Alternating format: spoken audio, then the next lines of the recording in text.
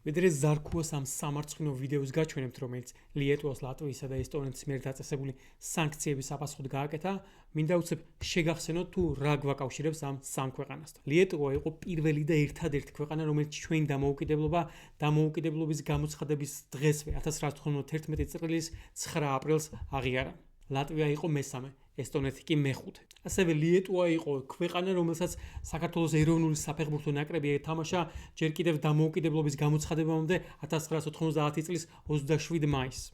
ეს სამივე ქვეყანა ყოველთვის იყო ჩვენი ნატოსას და ევროკავშირს იმიღების ყველაზე აქტიური მხარდამჭერი. ამ სამივე ქვეყნის პირველი პირი 2008 წლის აგვისტოში თბილისის რუსთაველზე იდგა, მაშინ, როდესაც საში ჯერ კიდევ რუსული თვითმფრინავები დაფრინავდნენ. ესტონეთი იყო ქვეყანა, რომელიც ყველაზე აქტიურად გვეხმარებოდა 2008 წლის შემდეგ ჩვენი კიბერუსაფრთხოების გაუმჯობესებაში. ეს სამივე ქვეყანა იყო ჩვენი ტერიტორიული მთლიანობისა და არაღიარების პოლიტიკის ყველაზე აქტიური მხარდამჭერი.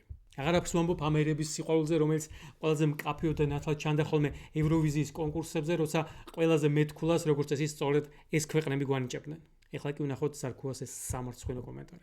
მინდა ესტონეთის საგარეო საქმეთა მინისტრის ყოფილ ცანკა თუ ვიღაცა და ვინც დაგვიწესა ეს სანქციები უკან გაიკეთე.